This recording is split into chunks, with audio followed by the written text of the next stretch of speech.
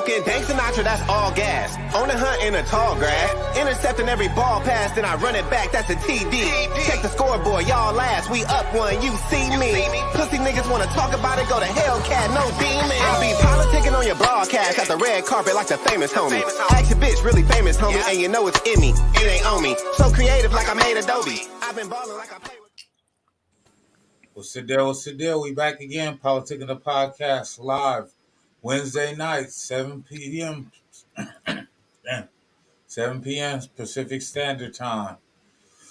So we here. We got LeBron. We all seen a temper tantrum, man. So we got to get to LeBron's tantrum after he did not receive a late call, man, which put him into overtime, in which they lost to the Celtics. Then we got to get to Joel Embiid. Joel Embiid.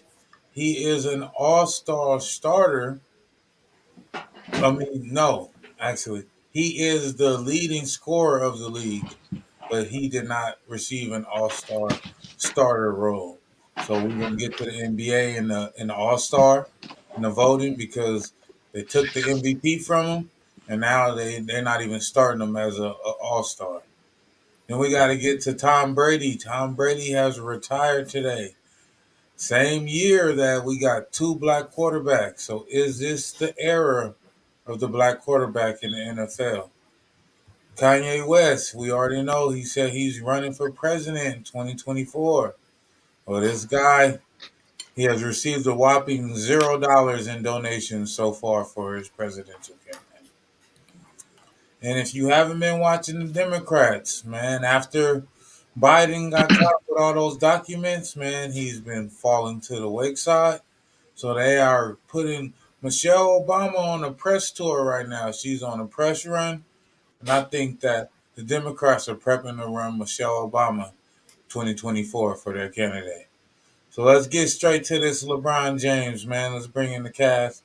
What's the deal, fool? What's How y'all doing? All right. Yes, sir. Yes, What sir. up? So we all seen LeBron's reaction. We all seen that it was a foul that was missed. We all know it was a foul. But LeBron's reaction was utterly ridiculous. I've never seen a grown man act like that on a basketball court ever in my life. So let's go to a resident Laker fan here, man. Alvin, the mayor. Yeah. It's LeBron. Yeah. So, as a designated Laker fan and also as a old head who beats on all kinds of young guys when it comes to basketball on the court, like they just can't hang. I believe it was a personal breakdown, not because the refs didn't call the call, but because he knew that he could have dunked the basketball.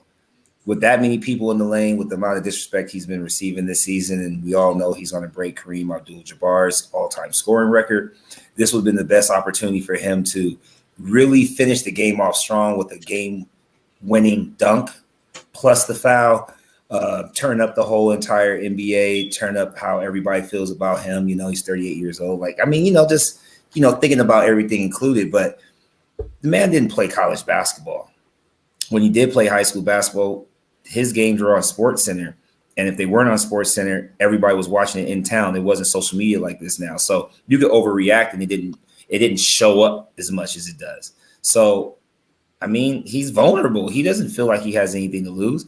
He literally showed that he was like a 7 or 8 year old toddler that didn't get the skates that they asked their mom or their dad for Christmas. And it's like, you got to be kidding. And it was beautiful. I laughed hysterically because LeBron James shows that he's extremely vulnerable and doesn't actually have that Kobe killer Mamba mentality that he should have at the end of every game. So, Laker fan, I love it, but I took the loss to Boston. I love the energy. I love the emotion. Hate the L's. Bro. Sorry, Ronnie. I try to keep it together. You know good damn well I ain't happy about that nigga. Go ahead. Bro. So this is it, man. Let me start off by saying this because everybody gonna call me a LeBron hater. Let me start off by saying it. To be fair, it was a damn foul. He got fouled. It clearly got raked across the arm. It could have determined the outcome of the game. He was right about the missed call. Let's not get it twisted. With that being said, it wasn't no guarantee that LeBron was going to hit those 2 free throws. We all know he's terrible at the line, particularly in the clutch. That's why LeBron runs from the free throw line. Okay? It's not a foregone conclusion that he was going to hit those 2 free throws. Now, he still had an extra 5 minutes to win that game. It's not like the refs just cheated him out the game. They missed the call. The problem is how he acted. This man was on the floor. He got on his knees. He had his face on the floor. It was ridiculous. He acted like a 2-year-old because he didn't get the call. And this is what I'm saying about LeBron and his fans. They feel entitled. They feel LeBron is supposed to get every single call. Everything is supposed to go his way. If you look at the play, the man traveled. He took 5 steps to get to the rim. I don't want to hear about that gather bullshit. No, the man took 5 steps when he picked up the ball and traveled. So it's like, for him to go that far in the post-game interview talking about, I watch all these other games. I don't see it happen. You're playing victim. I don't see it happen to nobody else. The refs have been missing calls for years. We all been watching hoop for a very long time. Let's go back to 2012 finals, OKC versus Miami in game 2 at the end of the game. That nigga clearly raped Kevin Durant across the arm when Kevin Durant was about to make that layup to put OKC up 2, which would have changed the whole series because they would have went up 2-0. That non-call right there, guess what it did? It turned the whole series around. Miami won the game, went on to win it 4-1. Refs missed calls, man, in the previous game against Memphis. What's his name? Schroeder whacked dude across the arm, stole the ball, and made it and one. In that game, they won off of a bullshit call. In the Golden State game versus Boston, the refs missed 6 calls against Golden State. LeBron James is always playing victim. That's the problem. He thinks he's entitled to everything when he's been getting – you couldn't even blow on LeBron at one point. He's been getting every call for the duration of his career. It's his time. It ain't no secret. This year, I'm even going to admit it. The refs have been missing a lot of calls on LeBron James, for sure. But it's his turn, man. He's been getting calls all the time. The refs do it. They do it with every single superstar. But I've never seen somebody cry about it and throw a temper tantrum about it like he's so entitled. And that's why I don't see how people call this man the GOAT when he has his face on the floor pouting about a foul that he didn't get. You know what Kobe would have did in that situation? He didn't get the foul. He was going to come back and bust your ass in overtime. You know what Jordan would have did? He didn't get the foul. He might have screamed at the refs, but he was going to come back and bust your ass in overtime. LeBron was quick. He like a baby. He don't get his way. He start acting like a baby. It was the most ridiculous thing I ever seen. And I can't wait till this man to get off my team. I can't wait. Well said. What you got, brother Elon? All right. How's everybody doing this evening? Me personally on it, I'm a Sacramento Kings fan, man. So I'm not biased to the situation. I'm just gonna keep it 1,000 with everybody. It was a clear foul, and LeBron, where he stands as far as like in the NBA, he LeBron's the king of the NBA. That's just how I look at it. Used to be. He's the king as of now. He's the king, in my opinion. All right. And it's like him not getting that foul, him acting like a baby, screaming out like that. It actually made a big uproar. He wanted to make a big deal out of it. They made a big deal out of it. It wasn't a regular like just get mad about it. Like they start talking about it afterwards, highlighting it. They actually apologize on it. They don't normally do that on everything. Facts. And like so I felt that too, but I think it was valid. He did look insane doing that. He looks ridiculous, but it was valid. You know what I mean? It made sense because he wanted to make. It seemed to me he wanted to make a big deal out of it, and it worked. So that, and then the guy comes out to find out the guy's wife wears Boston jerseys. His kids wearing Boston jerseys as well. I think it was like their record with Boston. They only lost like 2 games out of like it was like 30. Right. It was looking really bad, and it started to kind of bring a light to the situation. So I mean, in my opinion, I think it was valid. It made sense. It made a lot of sense. It made a lot of sense to act like a baby when you don't get the call. First of all, LeBron James is not the king of the NBA. People got to stop doing this shit. It's an opinion. This man puts up. It's a very bad opinion because he's not the king of the NBA. Who's the king then? The king of the NBA right now? No. He's not Ronnie, you have to go off the past decade. The king of the NBA does not just put up stats; they win. This man has had a losing record the last 3 years. Okay, so if you're judging off the past decade, who's the king? I'm asking, who's the king? After the past decade, Curry. He won the Finals MVP. He's Steph Curry's the king of the NBA. They got to knock. He's a reigning Finals MVP. He's a That don't even reigning make Finals sense, MVP. bro. That don't make He's sense. a reigning NBA champ. There's LeBron is not even a top 10. I think player. Steph Curry would even tell you he's not the king. He would be like LeBron's. No, he won't. No, he won't. Steph Curry would not say that. Steph Curry would not say that. Steph Curry knows he's that dude. He beat Boston. He beat everybody. He's a reigning Finals MVP. He's a reigning, and there's Giannis is better than LeBron. Luka is better than LeBron. Wait, Ronnie. The top 10 player, right? Wait, Ronnie. He's under 500 the last 3 years. How is that equal? He's 38. He's 38 doing what the impossible. But look, Ronnie. Look, Ronnie, real quick though. Mm-hmm. Our Lakers suck, and they've been sucked. We've been talking about this since 2020. You said they're not gonna do nothing. The bubble championship was all we was gonna get for a minute, right? And you right. And then, brother Elam, you said that was just your opinion, right? Correct. And then I'm thinking, even though Steph Curry won, and me and Caleb, we laugh about just, how much I love the Lakers but hate LeBron. You don't hear Steph Curry being talked about as much as you hear LeBron being talked about. Steph been a little injury prone this year, like he has been in the past. Him and Clay were even out at the same time. That whole Jordan Poole, Draymond Green incident at the beginning of the season kind of steered the media away from Golden State. Because, if you think about it, Golden State and the Lakers are, in the first time in a long time, they both are at the bottom. You know what I'm saying? Like, of the West, not at the top like they should be. So it's like when you think about it, everybody's been just riding the whole LeBron's going to pass these different records, right?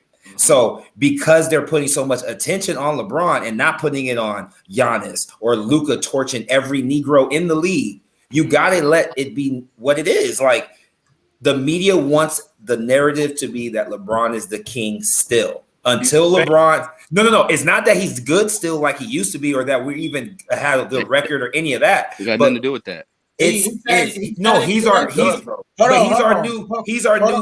our new great black hole. Hold on, like he's about to do the Ken Griffey. He's about to do the Ken Griffey, right? He has his 2 sons, and he doesn't have a degree. Like, you got to remember that the narrative that you taught me, Caleb, that's always being projected is that we're not adequate. We're not enough. We're not it. Well, he's that one exceptional Django nigga right now. And it doesn't matter what anyone else is doing. You're going to respect LeBron because we're going to force feed him down your throat. Every time you turn the channel, he, like you said, Ronnie, he had a 2-year-old meltdown. I said 7, right?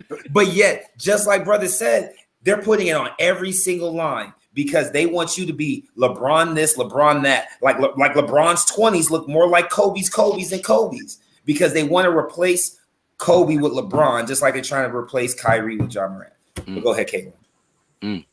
So I just wanted to say that, like, I think that the league is moving on from LeBron, and that is because the Lakers aren't contending. And you can't keep having the face of a league without a contender. And this is why they're pushing the Steph Curry, Ja Morant, just like you just brought up Ja. Ja is that excitement, that flash that LeBron used to have. Ja was that. They thought Zion Williamson was going to be that. But Ja Morant is ending up being that guy and that flash that the league everyone wants to see. So as far as the Grizzlies and Golden State, that is already becoming a rivalry there. Right. So if anything, Steph Curry is the face of the league. Ja Morant is who they want to take the reins. And this is what the league is pushing right now. The Grizzlies versus Golden State and the Celtics over there versus Milwaukee. Philly. Directive, and the league is going to push their directive. And that's probably going to be the end result. It's going to come down to these 4 teams, no matter what we're talking about, no matter what we do. I never seen us give a losing player and a losing team so much fucking attention. Why do we talk about not just we and this podcast, but Sports Center? Why do they talk about the LeBron and the Lakers so much? Because he's an anomaly. He's like Ronnie.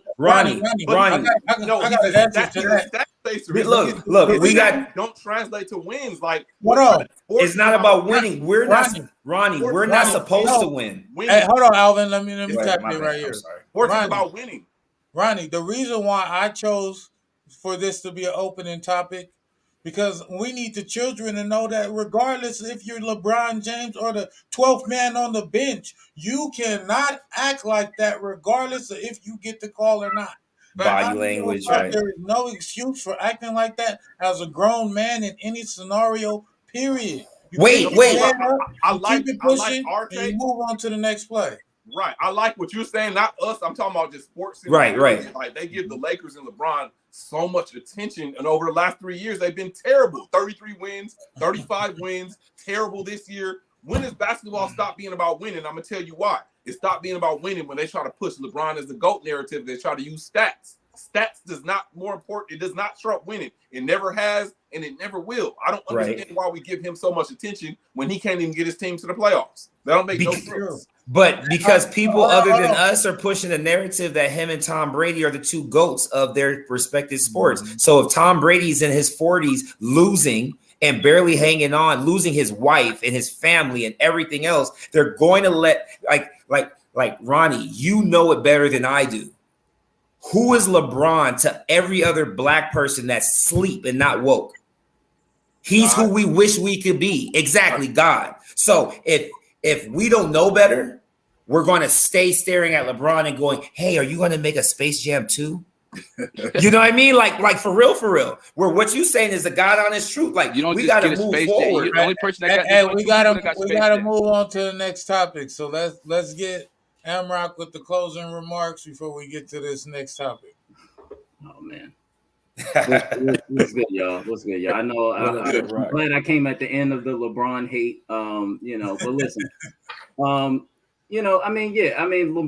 was a little bit, he was definitely over exaggerated, as far as his reaction to the call. I mean, listen, he's been fouled like that before and not received the call. So, but I'm just. I'm a LeBron fan. I think he's one of the best players of all time. I'm not going to say the best, but one of the best. He's about to pass Kareem, which nobody has done. Not even Jordan was able to do that. So, he's just a remarkable player. But he's just going to get the hate from everybody, because when you're great, you're going to get the hate. I mean, that's what it is. But you can't take away the fact that the man is all right. No, we got to let it go. Right? The man is won 3 championships, 4 MVPs. I mean, it is what it is. All right, so let's move on. Let's move on to the biggest crybaby on the East, because LeBron's the biggest crybaby on the West, but we got Joel Embiid, the biggest crybaby on the East. And now you can say that what he cries about is justified also, the way that he didn't get that that MVP award, and now he's leading the league in scoring, and yet he's still not voted an all-star starter. He's coming off the bench in the All-Star game, leading the league in scoring. What do you think it is about Joel Embiid that makes the NBA not want to push him to the forefront? See, and this is what I'm saying. This type of stuff, the media, people don't make a big deal about anything when it comes to any other player. It only matters if LeBron got the perfect roster. If he got the perfect team, he don't have help. No one vouches for other players. Now, about this all-star thing, we all know the fans vote for the all-star starters, right? The fans vote for the all-star starters. So the fact that the fans didn't vote for Joel Embiid to be a starter, that shit is crazy to me. Like, what the fuck are y'all watching? Like, this man is clearly the best, arguably the best big man in the league along with Jokic. I think he's a little better than Jokic. And one of the best players in the league. He's a top 5 player in the league. How the fuck is he not an all-star starter? So the fans... I don't think he should feel that slighted, because it was the fans that did it. Now, if he didn't get voted in by the coaches, then I think, okay, we got a problem. But the fans are dumb, man. The fans voted, they voted, what was it? And I love Kobe, but they voted Kobe as a starter in 1998 when he wasn't even ready, although he played well. But Eddie Jones was a better player at that time. So nice. Eddie Jones should have been the starter. As much as I love Kobe, Kobe shouldn't have started in the 98 All-Star game, but the fans voted him, right? So, we got to recognize that the fans, they're emotional. They vote for who they want for. Joel Embiid definitely is being slighted by the league. He should have won MVP. But it seems like the league, I don't know. It's the why league, they didn't give it to him? Because I mean, Jokic had a case. It's not like Jokic didn't deserve it too. Okay. But I think Embiid probably deserved it more because his stats were good, and I think their record was better. But so who we taking out of the East then? Who we taking out of the forwards? Who are the starters? You got Durant, Giannis, and Tatum as your forwards. Right. So they moving position out, right? Yeah, but Giannis is scoring everything this year. Giannis is down. So if anything, Joel Embiid, everything Embiid is up this year. Everything Giannis is down. Giannis is the KD didn't get He's the favorite. You know they picked teams. So you know Giannis was the captain. It's LeBron for the West and Giannis for the East. Well, if KD never got hurt, it would have been KD. Losing. Yeah, I agree with you, bro. KD probably if anybody, but him not being there because of Giannis, Tatum, and KD, probably the three best players, arguably the three best players in the league. That's not much of a slight. Like those dudes is balling the fuck out. Like you know what I mean? Like it's not that bad. Yeah, you know? it's. Well, you remember too that no one saw Donovan Mitchell going to Cleveland, right? We all thought he was on go to New York. He's been killing in Cleveland. Jason Tatum is showing that he deserves more respect and that they should possibly go back to a second finals appearance, right? Back to back as far as appearance. Don't know if they'll win it. Don't want them to. For sure. I think the same way I was trying to say strategically, the league wants to make sure LeBron is still seen as a specific type of person.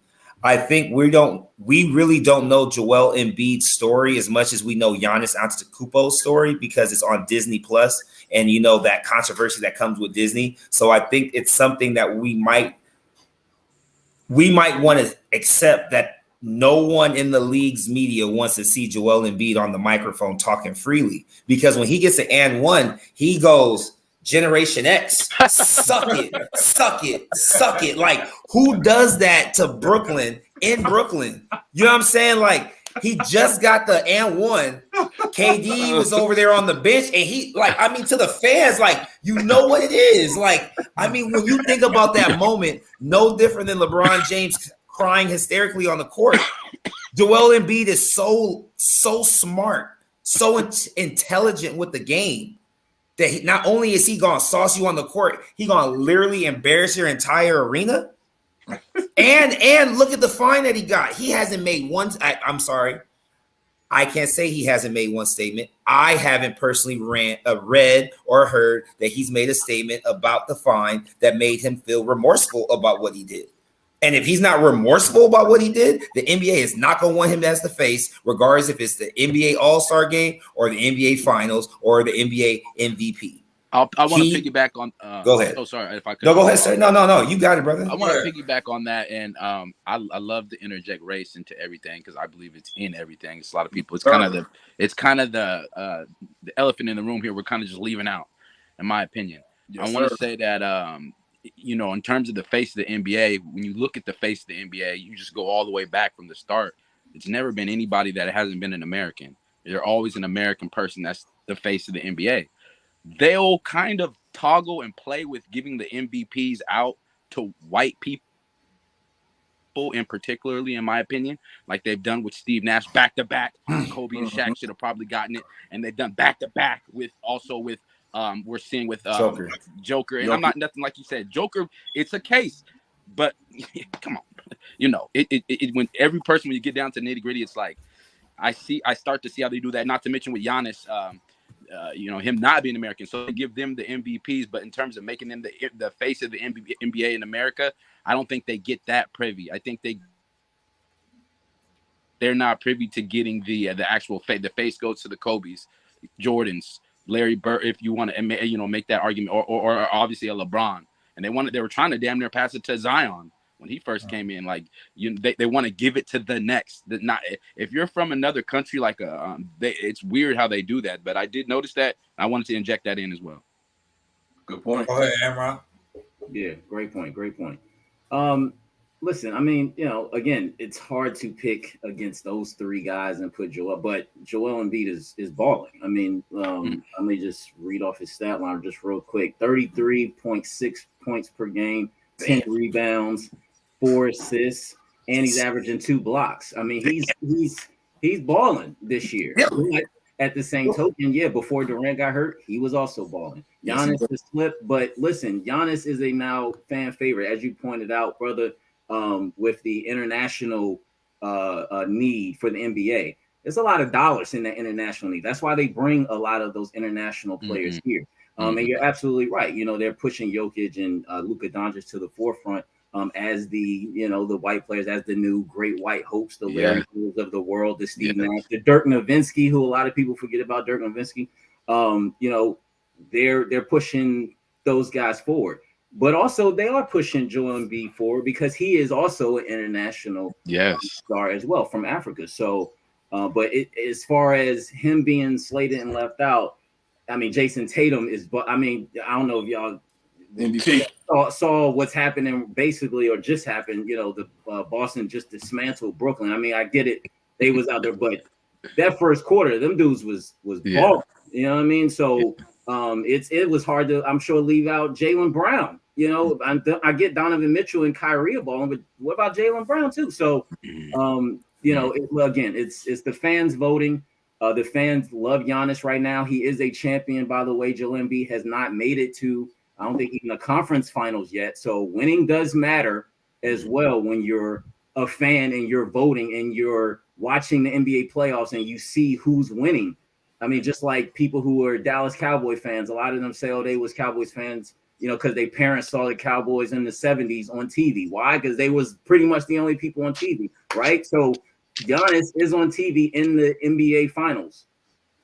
Durant has been on Golden State, won a couple of finals. Jason Tatum was just in the finals. So, these guys you're constantly seeing as a fan, and fans support winners too. And not to say that Joel Embiid is not, but against those three guys, it's difficult. That's a tough one. But he is balling this year, though. Facts. I heard that. Yeah. Facts. So I don't know, man. I just think that it's something about Embiid, especially like when you brought up his gesture and him getting that fine. And yes, I have not heard any remorse or any type of anything after that. He just coughed up the money and kept it pushing. But that's the type of energy he's having towards the fans. And then in the same token, he wants the fans to turn around and vote him in as a starter. Right. You're telling the fans to suck it, but then you want them to vote you in as a starter. You know what I'm saying? It's kind of counterproductive. So I think whoever is in Embiid's corner, they really got to get him to realize that, you hooping, but this is a business first. And as a brand and a business, you are hurting yourself with throwing these tantrums. And last year you quit at the end of the year when they didn't give you the MVP, and having James Harden, which is a notorious quitter, that's a terrible person to have as your second man in command. And Doc Rivers, he kind of just sits back, lets everything fall to the wayside. So you got a terrible coach to have over there when shit is going bad too. So I don't know, man. I hope that he just keeps his spirits up, because once he gets down on himself, we all see what happens with the Philadelphia 76ers. But it's more to your point, to piggyback off that, like you said, man, like everybody said, I think everybody touched on this, that, man, you got to win. Joel, I think the mayor said, or he hasn't been, or maybe Amrock said he hasn't been out of the second round. Yeah, Amrock, yeah. That was the knock on T-Mac back in the day. People used to try to say T-Mac is right where with Kobe, but T-Mac never got out of the first round of the playoffs his whole career. He never did it. So Embiid, man, you got to – I can't believe they try to call Embiid and Harden the Shaq and the Kobe. That is so disrespectful, because they are far from that. He's not going to win with a player like James Harden, because James Harden is supremely overrated regular season player. And with the year they lost to Toronto, when Kawhi was pretty much over there by himself with role players, they should not have lost that series. I don't care about that lucky shot that Kawhi hit. That series should not have went 7 games, because Philadelphia had a way better team. So Joel and Big E got a lot to prove. He got to win. If you want people to believe you, you got to win. How rough were we on LeBron before he won his first championship? We were rough. No matter what LeBron did, the real people, we were rough on him. We said he has to win, and he won his championship. So Embiid, win your championship. You got a squad, win your championship, bro. But this is last point. We got him. All right, my bad. I was just going to say this is the year Philly could win. If any year I know, I'm just saying, if any year for them to win, this would be the year, not just because of how James Harden is playing regular season consistent, right? And Joel Embiid having an MVP type season like he did before. Is Philly in the Super Bowl, Amrock? Mm-hmm. It would make more sense if Philadelphia 76ers also had a good season as well, which we are seeing them have. And the one thing I wanted to add, which I try to look up real quick, another reason why Joel Embiid is getting a lot of negative attention for his negative actions, you do remember that NBA Africa was founded in 2019 by Obama. And he was the face of it because we had games. Team Africa versus USA. So they need Joel Embiid to still get his attention to generate more money, like Ronnie was saying, and like Amrock is saying, like this is all a business. So he's not getting on. To me, he's not on track with what the plan is for him. He's just doing him, and that's why he's not getting the accolades that he could potentially have. Mm-hmm.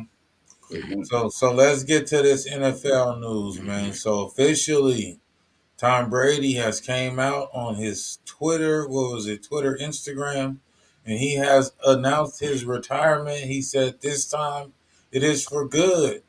This is at the same time while the league is moving towards mobile quarterbacks, and we have, for the first time, 2 black quarterbacks squaring off in the Super Bowl. Are we seeing the beginning of a new era of mobile quarterbacks and, per se, black quarterbacks? What's your thoughts? Absolutely. I think we are absolutely seeing that. You hit it right on the nail, Caleb. Respect to Tom Brady, you know what I'm saying, for everything he did for the game. 7 Super Bowls. Could have been 9 if it wasn't for, 2 lucky catches in both of those games against the New York Giants. They had that David Tyree catch, impossible catch, and then in the second game. So he could have 9 Super Bowl wins. The man won the hell out of some Super Bowls. It's debatable whether he was the most gifted or talented quarterback, but the man won 7 Super Bowls. So much respect to Tom Brady. I wish he wouldn't have lost his wife over one more NFL season, but that's another story. To have 2 black quarterbacks in the Super Bowl, it definitely feels good. I'm a big Patrick Mahomes fan. I think Mahomes, and people might kill me when I say this, Mahomes is the most gifted, most talented quarterback I've ever seen. He does stuff on the field that I've never seen other people do. This is his third Super Bowl appearance, is it? In his week. Third, and this was his 5th straight AFC championship. 5th straight AFC championship, 3rd Super Bowl in 5 years. And then Purdy, he came out of nowhere and did his thing. The mobile quarterback is taking over. It's a changing of the guard. The black quarterback is taking over, and it feels good. It feels good that the NFL can't deny this no more. They can't. We had guys like Donovan McNabb, Randall Cunningham, Michael Vick, even before he did the dog fighting. Dante Culpepper was good at one point. We have these guys. They had some successful runs, but the league weren't getting behind them because we still had the great Peyton Manning here and, guys like that, and Brett Favre and all those other guys. So it's good to see that these black quarterbacks are getting the undeniable attention they deserve. See them square off in the Super Bowl, and I believe it is a changing of the guard. Now, the game is changing. The game is changing. It's much more exciting.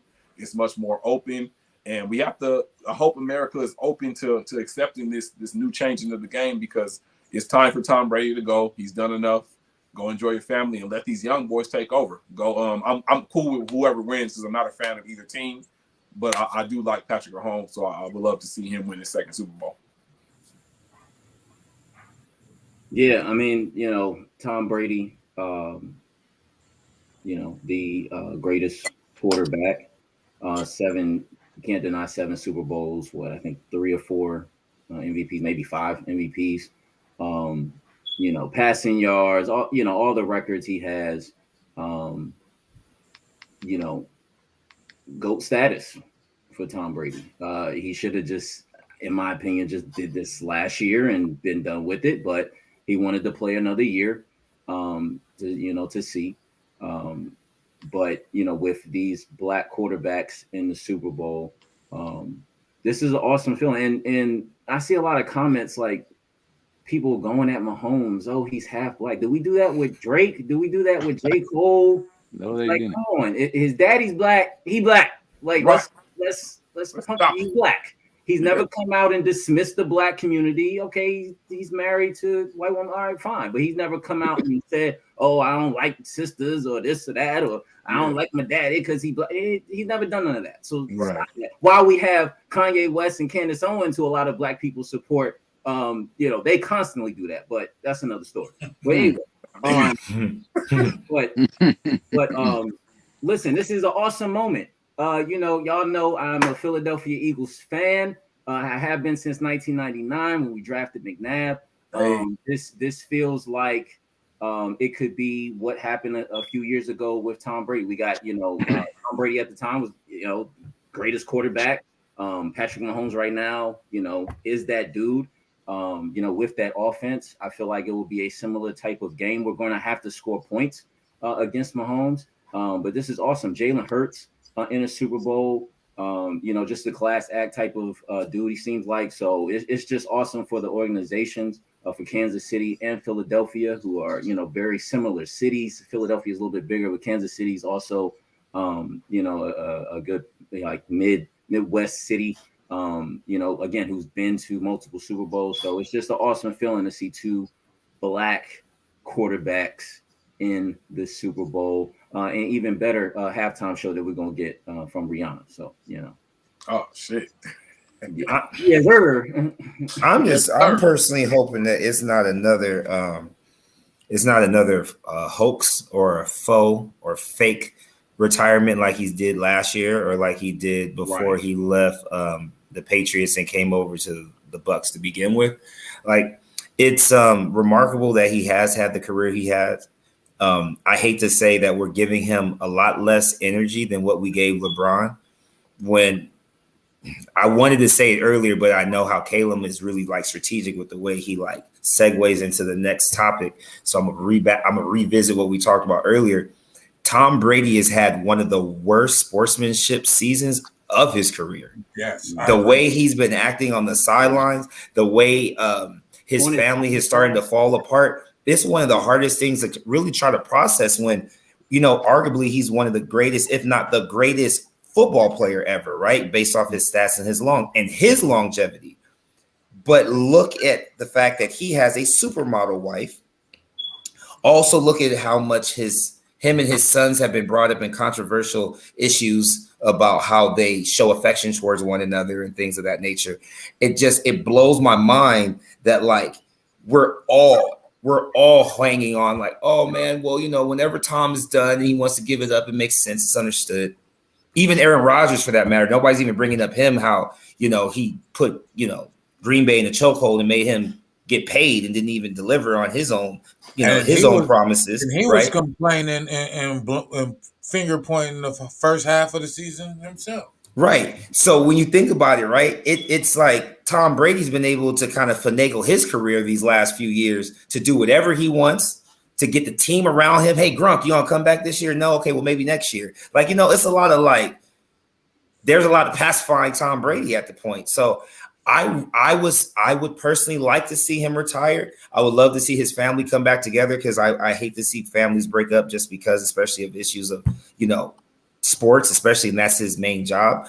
But at the same time, getting back to the main topic, our black quarterbacks deserve to be in Super Bowls way before now. And I think that the fact that we're looking at Patrick Mahomes going back again, and then now Suggs is getting his first opportunity, is kind of just a cop-out because we've all watched how much, for example, Colin Kaepernick, who's half black, and how much disrespect he received.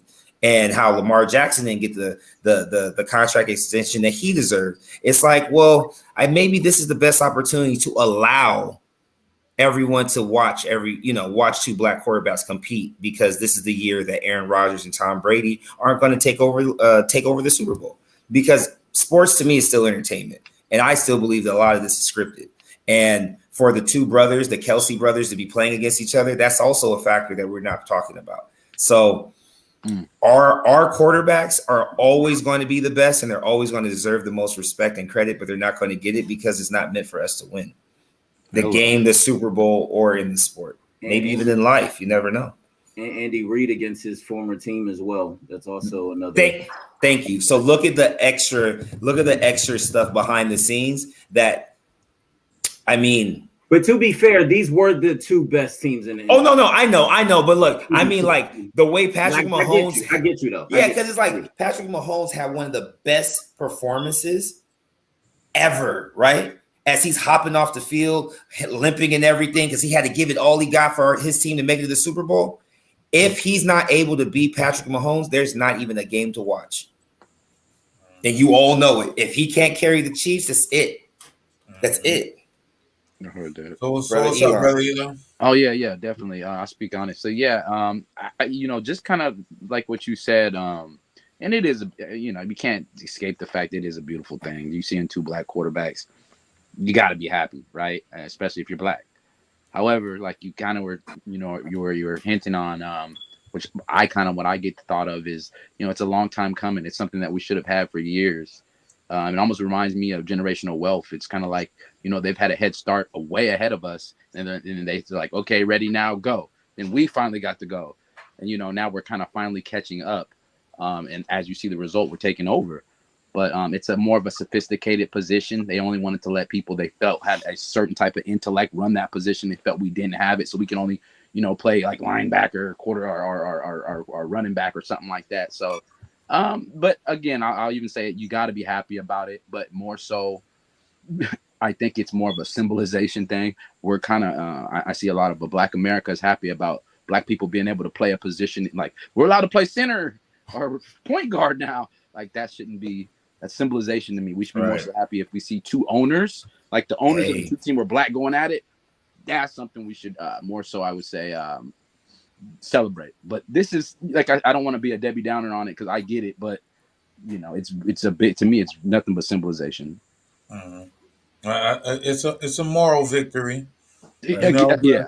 But one thing that I struggle with, and one thing that I have to do myself, is I have to celebrate all wins. Mm-hmm. Because if you only celebrate the big wins, man, you'll feel like you've never done anything, like nothing's being accomplished.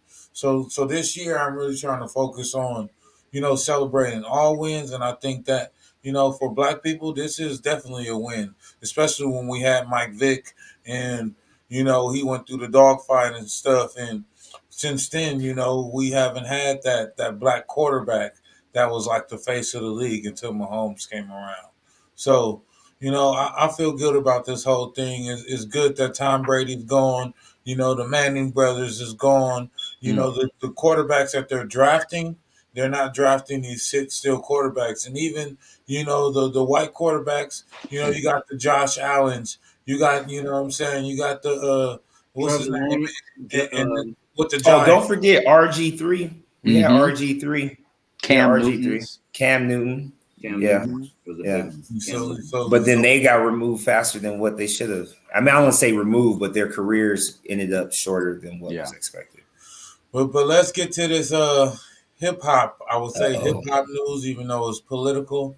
Kanye West, man, he's been in the headlines for the last 3, 4, 5, 6, 7, 8, 9, 10. He always finds a way for you to talk about him at every moment, every month. Just when he disappears, he's right back.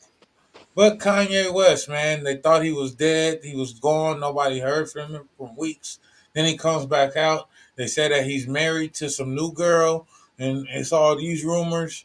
But he did officially announce his candidacy for president before he went missing. And so far, he has received $0 in donations for his presidential campaign. So nobody's donating. Don't look like nobody's rocking with Kanye for president 2024.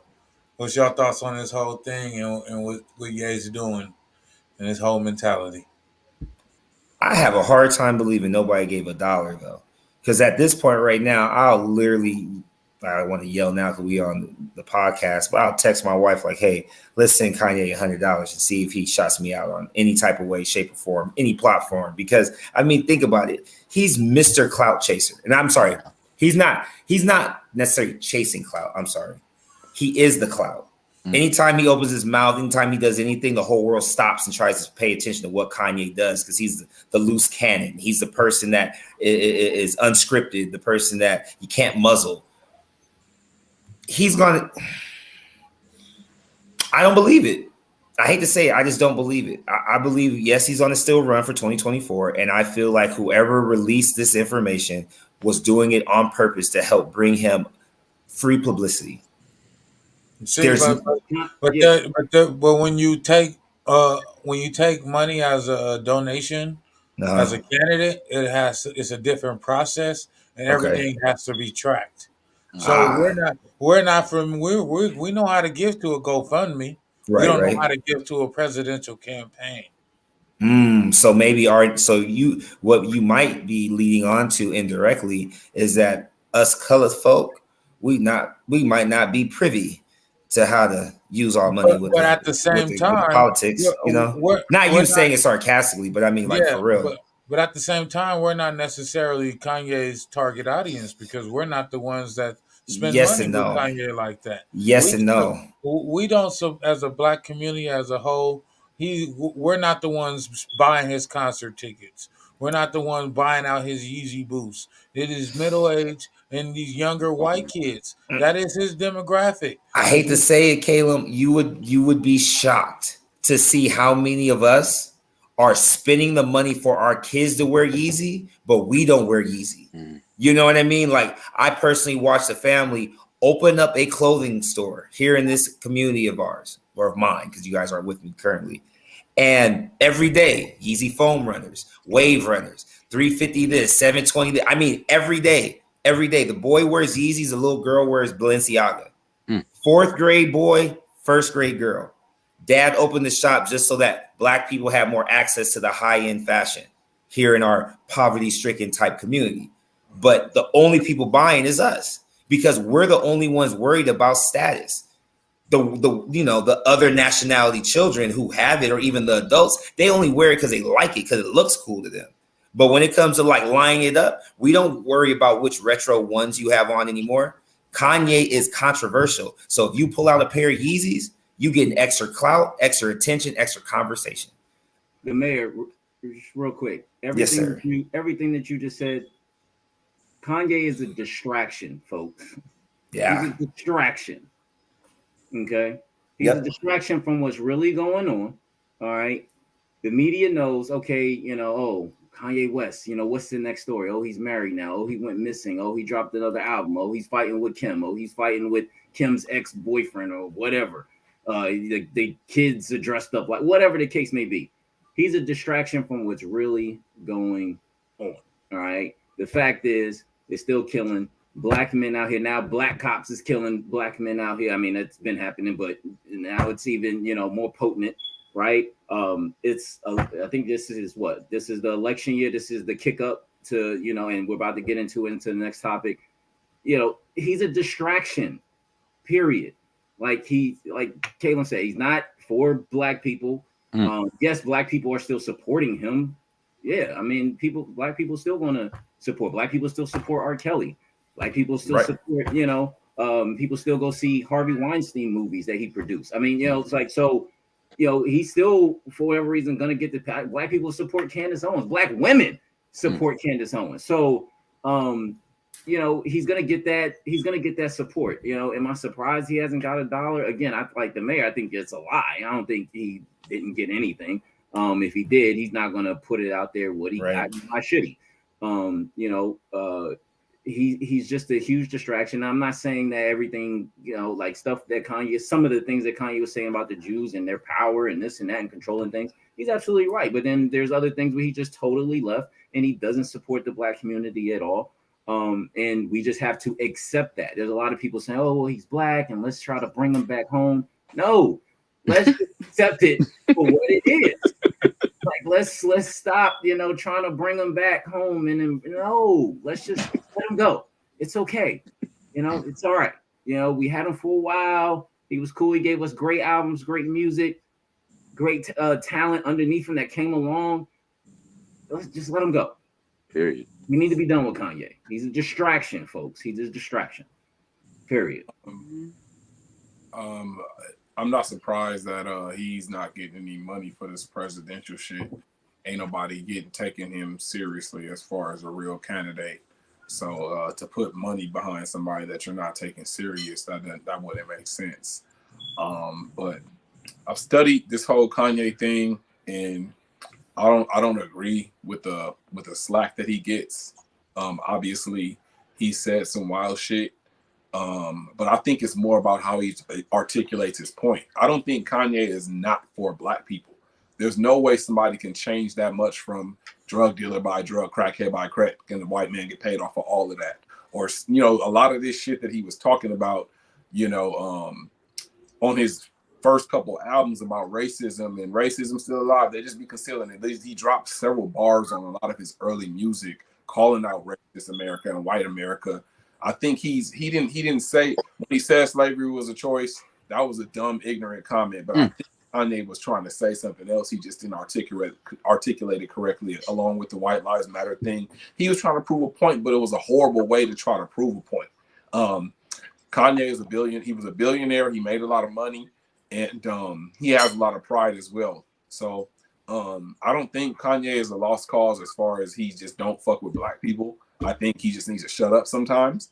Kanye is way too smart, and he cared about racist white supremacy too much to just go away from that. That's something that man was passionate about early in his music. So I don't think that just goes away. I think he's not a distraction. I think he's more of a scapegoat. Kanye is a scapegoat for a lot of shit. There's a lot of worse shit and a lot of worse things that people are doing that's worse than Kanye running his mouth. You know what I'm saying? Look at all the bullshit that's going on with these white men, the Harvey Weinsteins, and the documentary that everyone's watching about. Is that the same motherfucker? I don't even know the motherfucker. No, Jeffrey Dahmer shit, which I don't see why one black person would watch some bullshit like that about him killing black boys. And why would somebody want to support and watch that? So there's way worse shit going on with people in this country than Kanye running his fucking mouth. So I think we, of course, as a presidential candidate, we had Donald Trump as a president. We got Joe 95-year-old Biden as a president. Like, why the fuck not? You know what I'm saying? Why not get behind Kanye and let him do some shit? He can't do no worse than 150-year-old Joe Biden and racist ass Donald Trump and the rest of the racist motherfucking presidents that have been president of this country since it's been a country. So, I don't agree with all the stuff that's said about Kanye. I just think he doesn't know how to articulate some of the shit that he means. I heard that. Oh shit, I'll go. Yeah, man, I totally agree with you on that. I think he does mean well by blacks.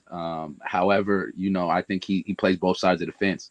He knows that he has, the far right in terms of like the Donald Trumps, he was walking around with Candace Owens. Those are bold far righties, and that rubs black people the wrong way. Not to mention, like he said about I think he said something about Harriet Tubman and some more stuff, or slavery was so when you do stuff like that, and then when something happens to you, for example, like Kyrie, when it happened to Kyrie, black people had his back. They had the Hebrew nation was down there, so they backed him up because Kyrie's never really on to say anything crazy about black people. But as far as Kanye, I think that's we just didn't get his back. A lot of people feel mixed about that situation, and he's a distraction. Like my boy said, he's a complete distraction from a lot of real important things that are going on. He plays both sides of the fence, and I don't think black people. I don't think we take him serious anymore. So at one point in time, we respected Ye, like he said, but he's done too much. I think we've lost just the whole respect for Kanye West. It's not he doesn't have that from the black community anymore. It's over with, So that's why he's just pretty much a big distraction in my opinion. All right, when you say it's a distraction, but you guys, what they're not talking about is the deficit.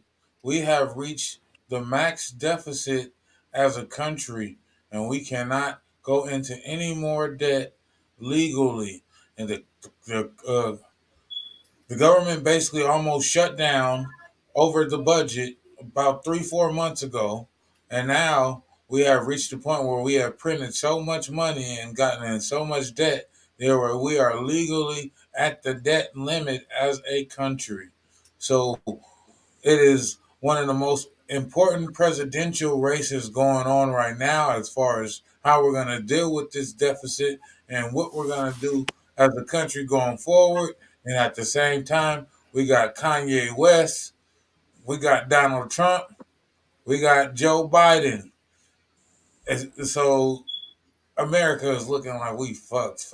Like We've been looking that way. Fuck. Ain't never been good. We've been looking for us.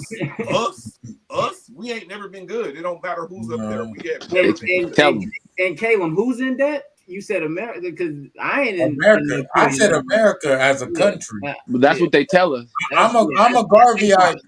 I'm a Garveyite. Treasury. I say we pack up and we shake. We'll never get what we're looking for in America. So I'm a Garveyite myself. Let's get it together. Let's each one teach one. Let's get our resources and let's go. You know what I'm saying? Make our homeland in Africa. They all calling us Africans anyway. So let's make it our home instead of us just being called our home. But the Democrats, man, they some slick motherfuckers, man. I can't lie. They slick as hell. So as the Biden got in all this trouble with the documents after he sent the FBI to raid Mar-a-Lago to find the documents on Trump. And then the DOJ, the Department of Justice, they're basically slapping Biden on the hand. Then it came out that they found the documents before the primaries and that the DOJ and his lawyers and everybody kept it private until after the Democrats won all the seats so that they could gain control of the Senate. So the Democrats are playing a dirty game right now. They got the Senate, they got the presidency, they got the power right now, and they trying to retain it. So their next move is to run Michelle Obama, man. So Michelle Obama right now is gearing up. She's on a press tour, and when she was asked, so would she endorse Joe Biden for 2024? She said, "Just wait. We'll wait and see." So why is she going on this press tour? Why is Michelle Obama, everywhere out of nowhere? That is because the Democrats are gearing up to run her as their Democratic candidate for 2024. And Joe Biden, he's senile. He can't get through a press conference. He can't read a teleprompter. They are done with Joe Biden as the Democratic Party. Oh, yeah. And if they could get the first black woman president, who's better than Michelle Obama? Joe Biden won the election because he got, I think it was 98% of the black female vote. If you put Michelle Obama there, you're going to get 100% of the black female vote. What's your thoughts? Let me go first because I got to go pick up my daughters from the basketball game. I think that we've had some terrible, you know what I'm saying, candidates. We've had some terrible Democratic presidents. Bill Clinton, everybody, oh, he's the first.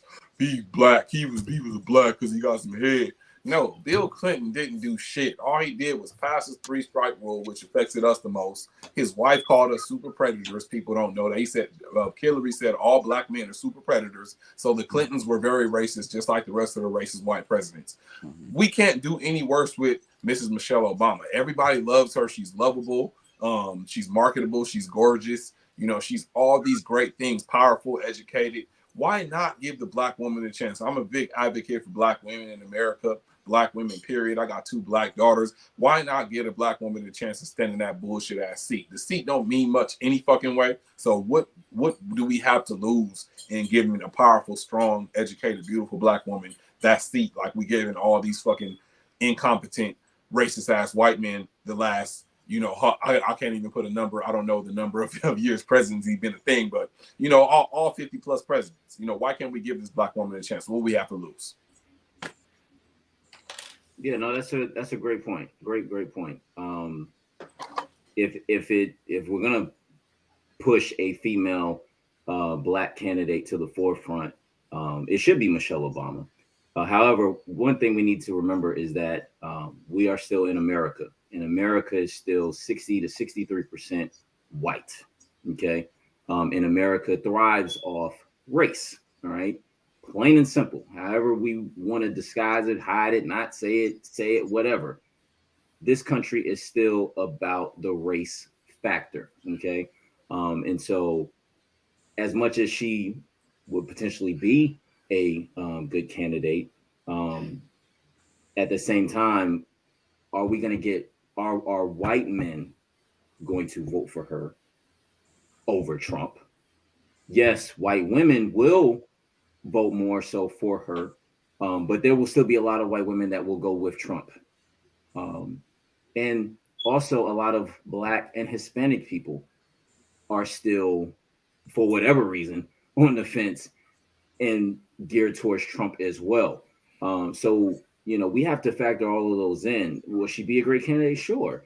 But if she goes against Donald Trump, there is no way, unfortunately, there is no way that she could win the presidency against that evil person, the orange that he is.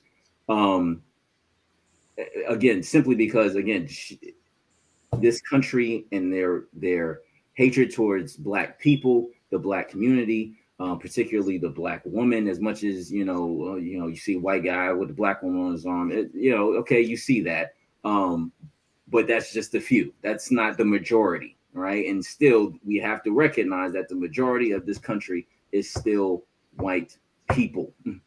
Okay, so we have to factor in who are those white men and who are those white women going to vote for, and also the X factors with a lot of Black people, Hispanic people, Asian people also voting for either conservatives or the Republican Party, or even possibly voting for independents as well. So, the Democrats, I think they just got to throw something out there. I mean, yeah, again, Michelle Obama is a good candidate, but Trump runs, man. That's going to be tough. It's just a fact. I hate that we have to say that, but it's just the reality that we have to deal with. Because we didn't deal with the reality that Donald Trump could possibly win the presidency, and he won it, because we said, oh, well, Hillary Clinton, she's a white woman. She was also the wife of a president, and we just said, it's Hillary's, presidency to lose, and she lost it.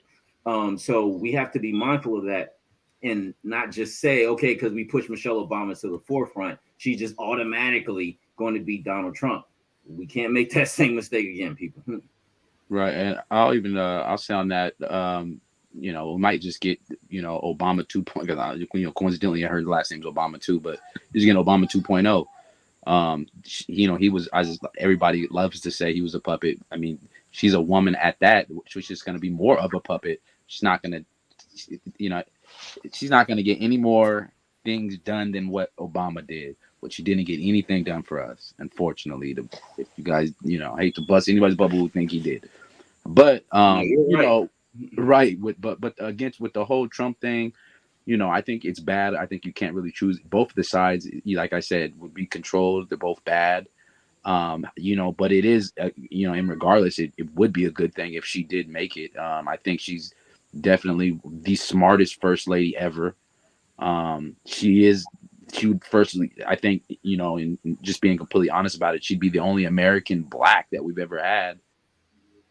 Because, and then that's no slight against Obama being an African.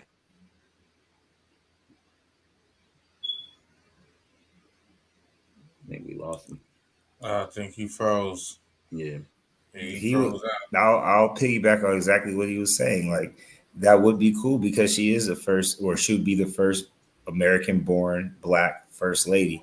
But at the same time, like he said, as far as the puppeteering is, both sides are controlled by one source.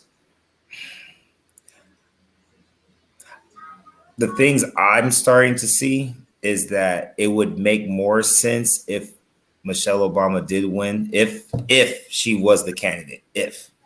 If she does become the candidate, it would make more sense for her to win, considering that we are not looking very good and having the same relationships with the other countries as we had in the past. Like, things weren't as great when Biden first got into office, considering all the different deals that Trump did when he was in office. I sincerely feel like it would be that scenario that everyone was saying with Hillary Clinton, as far as, oh, you have a woman in office, you know, the other country's just going to take advantage of us. They're going to think that we're going to be emotionally driven, that we're not going to be as aggressive. We're not going to be willing to fight if they come and disrespect us. And it's already there. Like, you know, we're already, you know, not enjoying what the United Nations is trying to project as what's going forward for the entire world. So if keyword if, it would be cool, you know what I mean? Like, and I hate to say it like this, but like my grandparents, they're 85, 80, both my grandfathers are 85, my grandmothers are 84, 83. They would love to see it. You know what I mean? They lived through segregation. They lived through everything. To see that, they would die happy people. But I don't think that it would be as rewarding if you know that it's not going to have the same positive effect on the next generations moving forward if we're not putting the right energy into them anyway. So it'd be nice if it's anyone other than Trump. But at the same time, if we're not going to look at making sure we're not in financial debt like they're saying we are right now, then we might need another businessman, maybe not the same one, but maybe someone that's going to help us get out of this quote unquote financial hardship that we're in, because we don't need to be struggling and we're already on the bottom.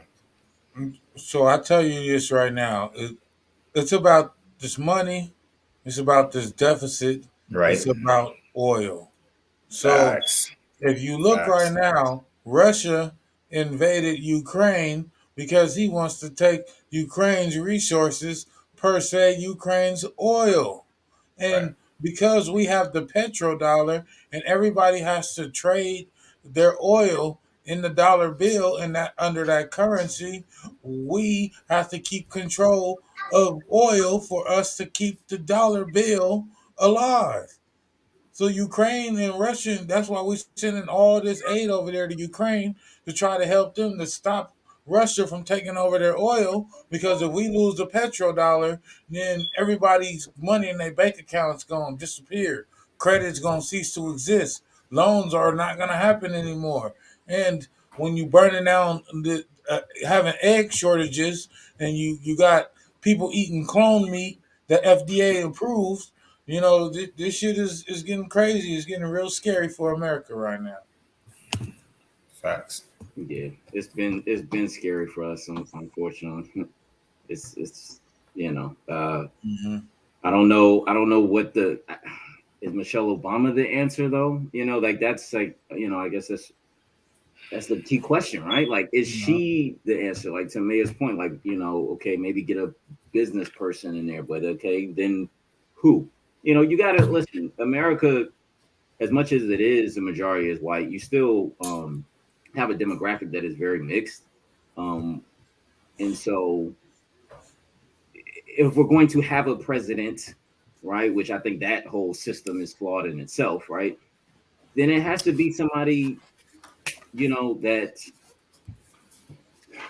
fair to all. And Michelle Obama can certainly be that person, but are we going to get, again, white men and white women to really see that? Again, who have the majority, who hold the majority of the vote, especially a lot of elderly seniors hold, you know, a lot of votes in this country still too. So, and, you know, and some of them they're thinking is still from the 80s, 70s and before, right? So they're not caught up with the times, unfortunately. So, you know, again, Michelle Obama would be absolutely a great candidate. It's just a matter of, we're talking about voting and politics here. We're not talking about, you know, just her as the person and all of the, yeah, if this was, you know, if it was just about that, then yeah, she would be but you have to also still play a political game. And, you know, and that's what we have to keep in mind. And Black people, you know, it's hard for us with voting anyway, because we never get anything out of voting. So we have to at some point make a commitment as Black voters to stop just giving our votes away and really come up with a plan as to what we need, and reaching out to those candidates who can potentially give us what we need, as the Jews do, as the Chinese do, as the Arabs do, as all other communities, as the Hispanics do. They do that. And so, you know, we have to start being better at that. You know, Michelle Obama. I mean, you know, it's great. Again, like my man said, like Barack Obama didn't do anything for black people. And we were so quick to just push for him. We can't just do that again. We got to stop doing that again. Joe Biden came on his Breakfast Club and said, "Oh, you're not black if you don't vote for me." You know that bullshit, right? And then he got Kamala on his side, and everybody's, "Oh, well, Kamala's hip and she dated Montel Williams, and okay, let's go." Like she's hip with no. She wasn't the answer either. You know, she's just finally coming out and making statements after 2 years with everything that's been going on in this country. So, but she wasn't supposed to, right, Amra? Like just like you and Caleb both have said this whole time. But still, I mean, you have a voice. Why can't you speak? Because you don't actually have the freedom to speak. Well, then why are you the vice president? But I think that hear you, Mayor. I'm just saying. Yeah, I know it just hurts because Caleb, I know you're going to say it. I know you're going to say it because that's why I spoke before. I'll tell you why. Because we don't have people at the lower level working their way all the way to the top like you've been saying for 3 years. Go ahead. I knew it. I jumped the gun. And this is why when you get that far into this game, this political game, you never know. You're one step away from being president. And if the Democratic Party didn't turn and turn ship and start putting Michelle Obama up to the forefront, it was looking like you were going to be the first black woman president. So, of course, you're going to shut up and you're going to sit back and you're going to play whatever role because you want that possibility. You want that legacy. And it's looking like you played the role for no reason because right after this, they finna take Michelle Obama and they going to throw your ass to the side. And that's going to be the last. You remember Colin Powell? What happened? Say it again. Say that again. What happened to Condoleezza Rice? Say it again. What happened to them motherfuckers? Right when they got done with their ass, threw their ass to the side. Condoleezza Rice part, you know, she vote for the college playoffs now. Oh, hey, and no disrespect to Kamala Harris, but the most relevant thing that she did within her vice presidency so far was that during the inaugural whatever, I don't know what exactly the event was. It was her nephew or somebody walked down in some Jordan Dior ones, and the whole world shut down because she had a family member that was a sneakerhead, which then indirectly gave all black people this, oh, let me hurry up and start buying J's again because even the vice president's kid or family members wear J's. So I have to use it for social status. Like, I hate to say it, but we've been jigabooing so much that everything you said, Caleb, has literally come full circle. Where my alias as the mayor that I didn't come up with on my own, that someone gave to me, makes even more sense off the things that we talk about. Because at this level down here, we got all of it under control. We know what's wrong. We know what's right. We know how we need to build it up. But it's everyone above us that's refusing to accept the truth. And if they not accepted it, they know it, but they don't want to allow us to get that lifeline to go ahead and transcend up. Mm-hmm. All right, brother Elon, closing remarks before we get out of here. Yeah, of course. And I hate to, you just spoke about Kamala, so I have to say a little something on Kamala because I despise her. And I'm just like, no, Kamala. You know what's interesting about Kamala? I'm not really, I'm not biased on like, she's with a white husband and if you got a white girlfriend, but you got to pay attention. She is in that circle ring where her husband's white. I think the judge that they just put in, that black judge that just got, I forgot her name, but she's in the Supreme Court. She just got put in, the woman. She has a white husband as well. The black guy, Thomas, he's in there as well in the Supreme Court. He has a white.